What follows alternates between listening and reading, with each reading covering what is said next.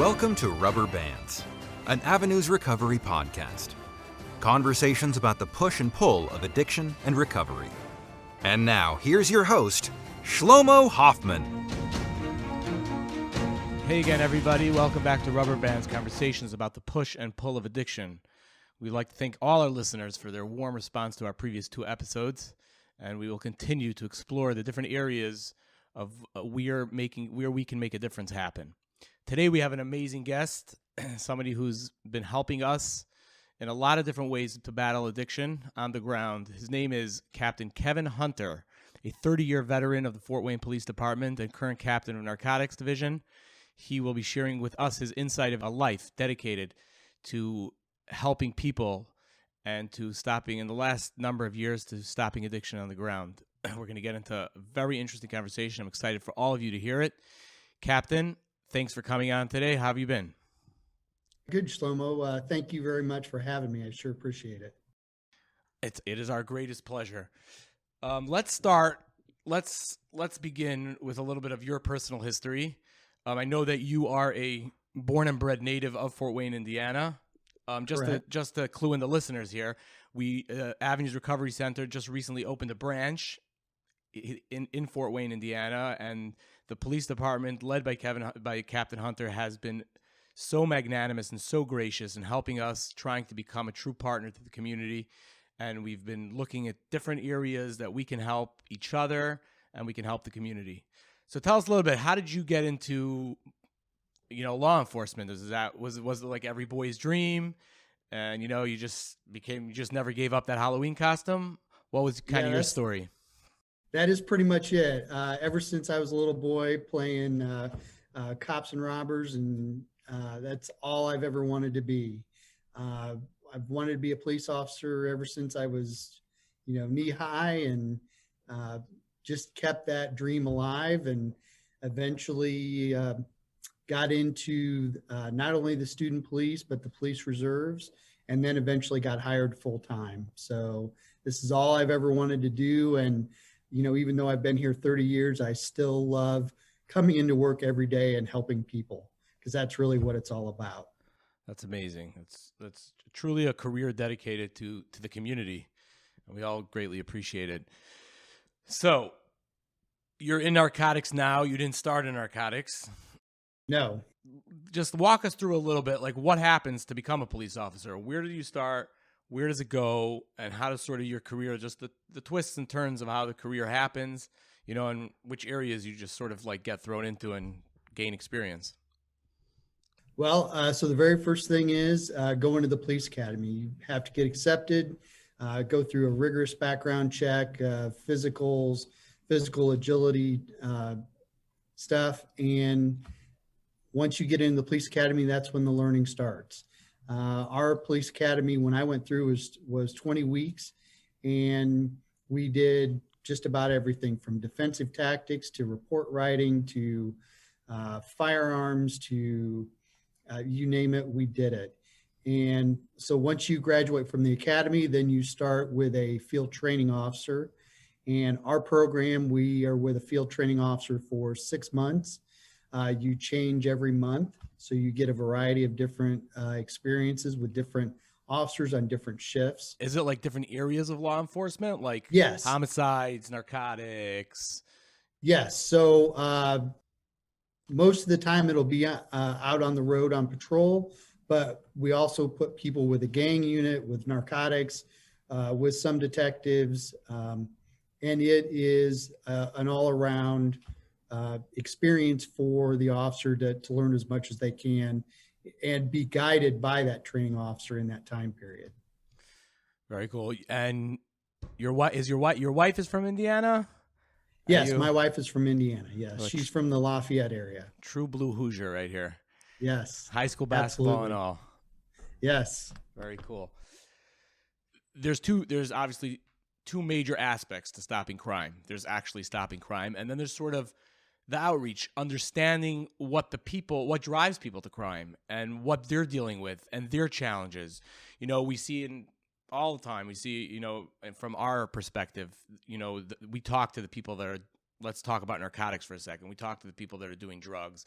We know their backgrounds. We know that there's a lot of really tough hands that are dealt, and for years we've been fighting the drug war in this country, with, depending who you talk to, varying degrees of success.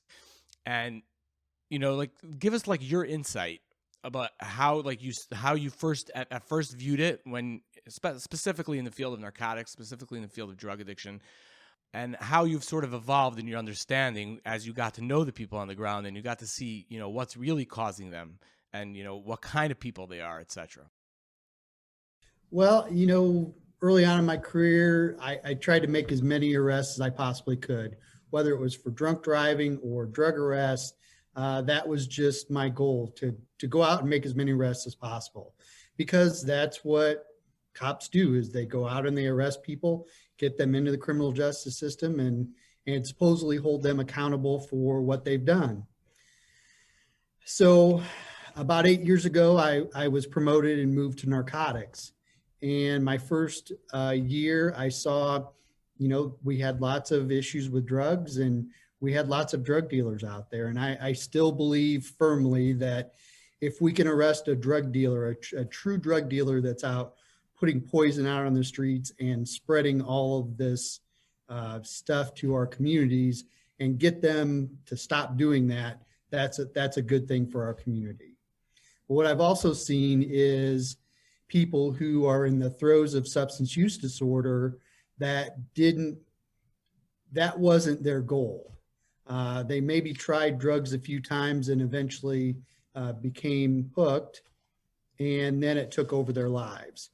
And what I've seen is these are not bad people. These are people that maybe made a mistake that led them down the road to addiction, and they just need help in recovery. And I really think, trauma also plays a huge role in substance use disorder. And, we're just now starting to realize that as far as law enforcement goes. We went to a raid a while back. It was a heroin dealing house, and there were some people inside. And I'd just been to a training, and they suggested, start asking people, tell me your story. Well, I asked this woman her story, and it was one of the most horrific histories that I think I've ever heard. And it'll always stick with me because, the things that this woman endured, it's a miracle that she was still alive. And it's not surprising to me that she had substance use disorder, because if I had experienced all the things that she had experienced, I might be using drugs too to forget all that. So basically, substance use disorder is very complicated, but there is help. And there's more help now than what there was a few years ago. It's such a window, I know from my work here, it's such a window into the human beings that they really are. When you go into treatment and you see the people that are actually putting in the work, who have bought in or are beginning to buy in, or are working together with people, and you just see them open up, and you see how much strength there is, the humanity in each one of these people. And sometimes you'll walk down the street, and as just a regular bystander, you'll cross the street, because this person looks so scary, and that person's a real human being with real struggles, with real problems, and you get them in a treatment center, and you see miracles. You see that all coming out. You see the joy. You bring the joy back. You bring the light back into their eyes. That smile, the sparkle. This brings us sort of, from a police officer perspective, I really wanted to ask you this. There's been a very big movement in this country to move to decriminalization of minor drug possession, not dealer possession, not dealer kind of stuff, but if somebody's using, instead of throwing them in jail, sort of trying to funnel them into treatment. And Oregon's passed the law, Measure 110. Many of us know about this. They have moved to decriminalize drugs and to sort of move the focus towards building a treatment infrastructure. We talk about treatment gap. We talk about how people are not getting treatment, how we need to make that more viable. What's your perspective on this shift, sort of, so to speak, that's happening in Oregon, and how we can implement it sort of in our communities as well? Well, I've read the Oregon measure. I think it's really a very smart move for that state. It reclassifies minor drug offenses from incarcerable Class A misdemeanors to a Class E misdemeanor, which would only be a fine or a health assessment that would need to be completed. I think that's awesome. Um, Also, with the idea of a telephone addiction recovery center that's open 24/7, 365 days a year, I think that's also a great idea. And then I saw in the measure as well that they must have physical treatment locations opened by October 1st of this year. So really, that is the key thing.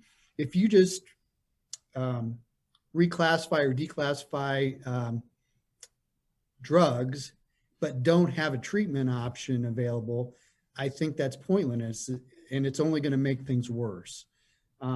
Years ago, I went to a PARI conference, Police Assisted Addiction Recovery Initiative, and I would have loved to have brought that back to Fort Wayne and started using that here. We just didn't have the treatment resources available that they did on the East Coast. So that wasn't an option for us at the time. But I do think that reclassifying minor drug offenses to shifting people into treatment is really a great idea. It's about shifting people into treatment. From your Yes. experience, you've said in the beginning you just wanted to arrest people, right? And then you're like, but we gotta reach people. We gotta get people to change, or else it just becomes a revolving kind of door. And you're in and you're out, and you're in and Yes. you're out, and you're seeing the same lawyers and you're seeing the same people, and and it has to be a shift towards treatment. A lot of the referral stuff that's been going on till now to treatment centers has been from drug courts. So if you declassify if you go ahead and do declassify these minor drug possessions and you're not cycling them through drug courts, there has to be another option, another form of outreach to get these people to where they need to go. They need to get to treatment, and we have to get them there. It's not working Yes. arresting. Tell us a little bit about your HART program that you have implemented in Fort Wayne and how you guys deal with people that are maybe overdosing, maybe you find them with drugs, and encouraging them and following up with them and getting them to the place that they need to go, which is treatment. Well, so a few years ago, we started partnering with several different community people within Fort Wayne. The Lutheran Foundation, Parkview Hospital, the court system, and a bunch of other treatment facilities. And we wanted to do something different because what we had been doing just really was not working well for us. So we came up with this idea of a true deflection program. We've called it the Hope and Recovery Team. What we've done is we've tasked several detectives from the narcotics division. What they do is they come in the morning, they look up non-fatal overdose runs from the night before, and then go out and try to make contact with those people with a Parkview peer recovery coach. So one second, let me just jump in here. Are you partnered are you getting, is there like a circle that's going from the emergency medical technicians, the EMTs, or anybody that would be on call? Or is a police officer at every overdose? How are you getting to the people that are overdosing? Like, what's that process like? So the process, so in Fort Wayne, the process could be one of two ways. It could just be an EMS run that the EMS goes to, let's say, somewhere and revives somebody from a non-fatal overdose, and maybe they refuse treatment or they refuse to go to the hospital, and that's the end of it. Or possibly that the police get involved and a report is filed, and then those officers get that report the next day. The HART officers get the report the next day, and then go and follow up and make contact with that person. So they'll actually knock on the door? They'll actually go? Oh, yes. Yeah, knock on the door, whether it's a hotel, whether it's a house, whether it's their family's house. They try to reach out to them in any way they can. And important not to seem threatening or just No. sort of, we want to help. We're not coming to arrest you. We're not coming to, put you anywhere. We just want to help you. Yeah, and these guys are not wearing police uniforms. They're wearing regular clothes, jeans and polo shirts with the HART logo on it, and just talking to them like human beings and saying, look, you have options. You almost died the other night, and we know that's not a good thing, and we don't want you to die. Here are some options for you. And maybe you're not ready today, but when you are ready, we're here to help. And is there a second follow-up, or there's a one follow-up and then they'll do multiple follow-ups. The peer recovery coaches stay in touch with the person as much as possible. And then if the peer recovery coaches haven't heard from the person in a while, the HART detectives will go out and knock on the door and just check up on them and see how they're doing. And the HART team has teamed up, has connections with the various different treatment centers in the area. Yes. They're building those relationships, and those referrals work like that. Yes. And I know that we've taken people to avenues before, and you all have been very, very accommodating and helpful for us. So that's it. See, this is what the captain's talking about. This is from the day I met the captain. This is what he's been pushing, moving away from punitive measures, moving away from arrest, trying to reach people, trying to talk to their hearts, and getting them help, figuring it out. What can we do for you? Where we can move you? This is the kind of law enforcement that we love. Well, and I've said this over and over again. If we could arrest our way out of this, we already would not have a drug issue, but it doesn't work. We've got to do something different, and this is something different. Amazing stuff. Have you been tracking? Like, is there a tangible way to measure the effect that the HART team has been having, on the community in terms of, referrals growing? Is there a word of mouth getting around? Is there enough exposure? How can we help? How can we expose? Everyone should know about this. If you have an overdose, if you have a loved one that's overdosed, reach out to us. We're going to try to help you as much as we can. We have those resources. We want to bring them to the people. Well, one thing that the HART detectives are doing is they go out to all the hotels and public spaces and put their flyers up that basically say, look, if you need help, we're here to help. Here's a number that you can call. Someone will call you back right away. So we've got a hotline number set up right now that anybody can call in and say, hey, I want to get some help right now. And they'll get a call back within minutes from a peer recovery coach. That has worked really, really well for us. Incredible. The other thing that we're doing is just anytime we can talk publicly about the HART program, we're doing it. And the more that people know that we're out here and see that we're out here, word spreads. And, the guys are showing up at different places and they're saying, oh, here are the HART guys. And people will come up to them, ask them for Narcan, because we give out Narcan every time we meet somebody, because we know Narcan saves lives. So any way we can help people, that's what we're trying to do at this point. It's a really, really important initiative. When we heard about it, we loved it. We've been doing everything we can to partner with you guys. And, if it would grow in other communities, these kind of ideas and this kind of teamwork, this kind of partnerships, I think we would all be a lot better for it. Sort of taking what Oregon is sort of trying to show. And even if the laws haven't changed, but within what we have now, we can figure out ways, to reach people and to get people to treatment before they get caught up in the legal system, et cetera. Let's talk about the pandemic a little bit in terms of narcotics.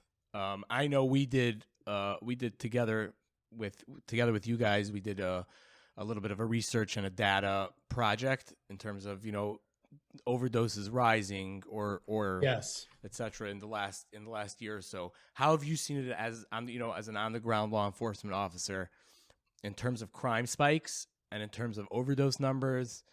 What's that been like navigating through this pandemic? Well, so overall, crime has been down for us for the most part this last year.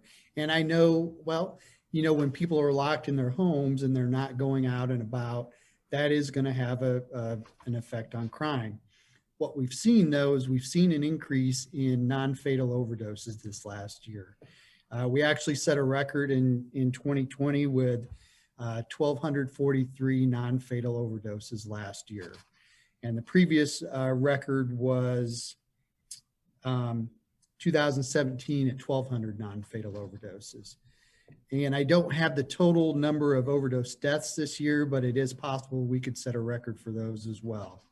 I think what we're seeing is lots of the fake prescription pills that contain fentanyl. They seem to be everywhere at this point. And I think that is why the non-fatal overdose numbers are as high as they are, is that people think they're getting one thing, they take it, they're overdosing, and they're having issues. They didn't have the tolerance for that specific drug. No, especially if it's fentanyl, and most of these contain fentanyl. And if they're not used to that, or if it's too big of a dose, that they're overdosing. So that's not a good situation. Is there any idea of, in terms of Narcan availability? I know that, there's been great strides in making that happen, making it available, not having people to get licenses, just basically training people. Is there a way to, what do you think? Just spitballing here. Is there a way to make it available? Is it available on the streets? Is there, if somebody's walking by and he sees an overdose, is there a way that he can get Narcan? I don't know, sort of like, even like stations, or something like that, like almost like a vending machine. I don't know exactly how it would work, but something crazy like that. Well, interesting. You should bring that up, because the governor just has a new initiative called Nalox Box, and it's a new program. They want to put kind of like the defibrillator for when people have heart attacks, the boxes in businesses. They want to put Narcan out in boxes out into the community. So that's a new program. I think that's really going to be helpful and successful. I also know that the local health departments give out Narcan on a regular basis through their syringe service program. And then the Hope and Recovery Team guys, they go out and we give Narcan out to whoever needs it. Narcan is definitely a lifesaver, and it definitely helps people reverse from an overdose. If somebody would ask you, you're in a position where you deal with addiction, you deal with narcotics, you also have the resources of the police department, and there's different ways you can help. You're obviously very creative about it. You obviously cure a lot, and you're very passionate about it, and you're one of the good guys. But if you would ask if someone from the community would ask you, Captain, what can I do? I work a regular job. I want to help. I see this, I feel like there's something I can do. I just don't know what. How can I, as a community member, be involved in helping our community, make real strides in the opioid epidemic, make real strides in helping people, make real strides in saving lives? How can I, little guy, I go to my job, I work in my office, what can I do? If someone asked you that question, Captain, what would you say to them? One thing I would say is get some Narcan, know how to use it, and be available if somebody would happen to overdose in front of you, and be able to deploy that Narcan and call 911 for help. I will tell you, I think Overdose Lifeline is coming up with some new programs here in the state of Indiana. And let me back up. Overdose Lifeline is an organization that gives out Narcan to the community within the state of Indiana. And they're working on some programs to try to get people with Narcan out into the community with some kind of app that would alert them if somebody's having an overdose near them, so they could respond and then deploy that Narcan. Let's just jump back to the data for a minute. You did such great work in compiling all this stuff in the numbers that we used for our project that you so graciously shared with us. How does that help you, in terms of practical policing on the ground, compiling those numbers, is it a question of like shifting manpower in different neighborhoods? Is it just a better understanding of what we're dealing with, different drugs, different expertise? You know, how does that help you? How does the raw that, you know, a lot of people are bored by numbers, but numbers can really be helpful. They can. And see, that's what I see it as, is knowledge is power. Because if I don't know that something is, like, we're starting to see more of this drug, I don't realize that maybe that's a trend, and maybe there's something we can do to get in front of that. Fentanyl has been trending definitely last year. Getting Narcan out, because we know it's deadly and we know people overdose on that, and telling the officers, hey, look, any white powder substance you get off of somebody, take extra precaution. Don't get in your eyes, nose, or mouth. Be careful when you handle it, because you could accidentally expose yourself to fentanyl. So getting ahead of these trends is one way that statistics can help us, I think. You do really great work. Oh, thank you. Career in law enforcement is dangerous, and it can be harrowing. You shared with us a story, and it's a really incredible story, because I sort of feel like it's sort of the way your career tracked. You started, you know, the story that you told us, you started arresting people, and then you realized that we have to reach out to people. I would love if you would share with our listeners that story of what it's like to be on the ground and then to see real growth and even have some sort of relationship. Well, so in the early 90s, I was a very aggressive officer. Aggressive, I mean, in the number of arrests that I made. And I was also a field training officer. So one day I had a reserve police officer with me. We were out on patrol, and we had an ice storm the night before. So the roads were really slick. We see this van driving, and it made several traffic violations. So we stopped this van, and it pulled into an alley and got stuck on the ice. So I called it out. We approached the van, talked to the driver, and I asked the usual question, do you have any guns, knives, or other devices on you? And he said no, but he reached into his pocket and pulled out a handful of bullets and threw them on the dash. So right away, that made me very suspicious, made me cautious. I unsnapped my holster and asked him to get out of the vehicle to pat him down to make sure he didn't have any weapons on his person. I had my partner come around when we did that.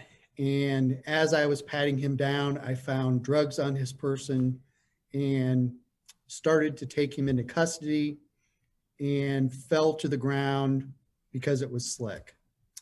He in turn reached over me. My gun was unsnapped.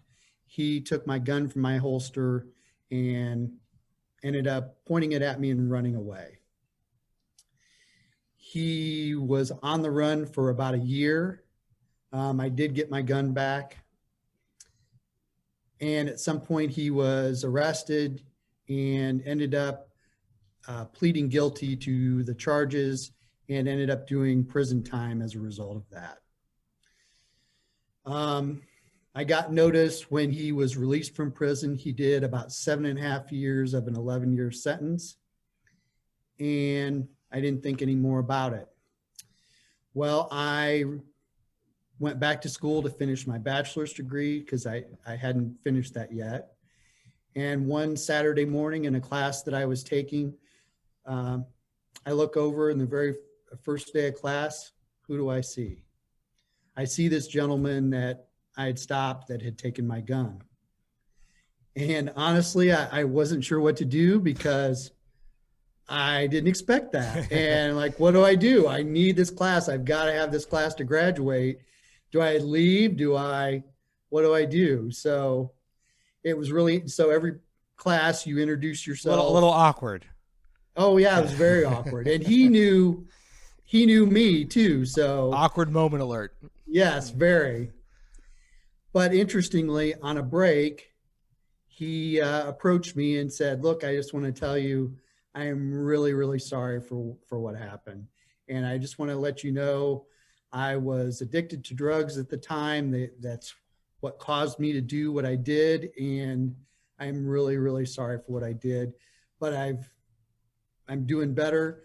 I'm not on drugs anymore, and I'm in this class working on a degree in I think it was hotel management." Wow.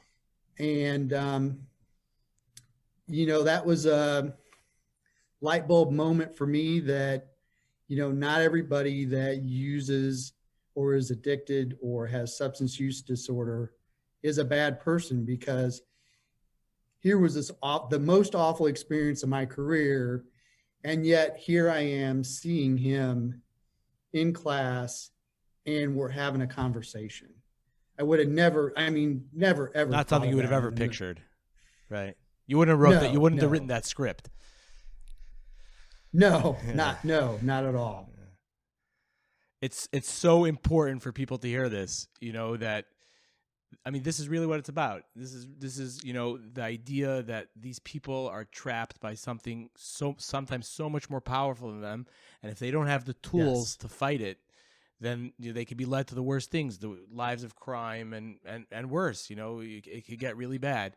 And if we give them a shot and we get them a little, show them a little empathy, a little compassion, a certain sense of belief, and a sense that someone's giving them a second chance and somebody believes in them, and getting them into treatment, it could really change lives. The lives of themselves, lives of the people around them, and lives of people that were involved with them. Here we have a police officer who sees it, who sees it for real. Like, this is what's going on. This person scared the bejeebers out of me, and he looked like the most awful, dangerous human being I've ever seen. And he's a man today. We have his life together. He's worked on himself, and you see like a real core strength there. There's a human heart that's beating. We have to do everything possible, to get it out. Before we go further, I do want to mention, I think this is important, just to bring out, what Captain Hunter's about. Captain Hunter mentioned he's sitting here in his full police uniform today. He lost a friend on the force. They were in the academy together. It's not an easy day for him. He could have canceled. We had this plan for a little while. He could have canceled on us. He didn't, because Captain Hunter's the type of person that's really passionate about the community, and he really feels like, get the word out. We need to get people to treatment. We need to help people. And so he came to do this meeting and is continuing his work. So I really, really, really want to express my appreciation for you coming out of today and sort of continuing the work and building on the legacy that your friend left behind. So rest in peace. Yeah, thank you so much. I really appreciate that. On the ground of treatment, what's it like? Are we dealing with a gap? Do we need more? Just more stuff on the ground? I know, we have now avenues. I think in Fort Wayne, it's filling a gap. There's a new treatment center. It's important that people know about it. It's important that people know that we're here to help the community. I'd love to hear about your experiences about, just having another place. How does that help you guys? And in terms of the partnership that we've been experiencing? Yeah, and I'll go back to what I said initially. A few years ago, we just didn't have very many treatment options. We had a couple, but they were all full because was nothing else around. And the more treatment options that we have available, the better it is for our community, because, what might be good for me may not be good for my friend. So having multiple options of treatment possibilities, I think is really, really helpful. And certainly the different options that we have right now are much better than what we had a few years ago, but I think every community could probably use more. It's just the more options available, the more people can choose from those options and get into treatment. Captain, it's been amazing talking with you, and everything that you've given us. Really, you've just been so gracious and so warm and so welcoming, and we hope to continue to give back to you guys, and everything that you do. Thank you. Is there a message that you want to share with anybody that's listening about understanding, the opioid pandemic, understanding what each person can do and how each person can make a difference. Yeah, I think the one really big message I'd like to tell people is someone with substance use disorder has not been a moral failure. Addiction is a disease, and we need to look at it that way. So instead of looking down on somebody that they made poor choices in life, let's look at somebody with compassion and empathy, and how can we help that person get back to living life like they should. So, knowing addiction is a disease, I think, is really important. And then knowing that law enforcement and first responders, our goal is to save lives. And if we can save a life by getting somebody into recovery, that is amazing. And we've completed our mission. Thank you so much, Captain. You've heard it here from a law enforcement officer with 30 years of experience who runs a narcotics department, who understands and who believes that we can do more with extending treatment, making treatment available, getting people into treatment, and not just responding punitively, not giving up on people, giving people a lifeline, giving people a rope, giving people a chance. This is what this man believes in. This is what this man does. Captain Hunter, thank you so much for your time, for your graciousness, for your partnership, and we'll continue to be, in touch in the future. So if anyone wants to look at any of the various projects that we have partnered in together with the Fort Wayne Police Department, with data sets, etc., they are up on our website at avenuesrecoveryindiana.com. Captain, you'll have it up on your website as well, right? fwpd.org. Yes. And we will be partnering in future partnerships together. You can always look out for that stuff on either our website or the Fort Wayne Police Department website. Guys, it's been a pleasure talking to you. It's been a pleasure talking to Captain Hunter. Thank you for your time. Please listen, subscribe, rate, and share our podcast, because talking about addiction, understanding people that are addicted, and understanding the way out and the way we can help is the way we will save lives and make our way out of the opioid pandemic. Thank you all for listening. Have a wonderful, wonderful day.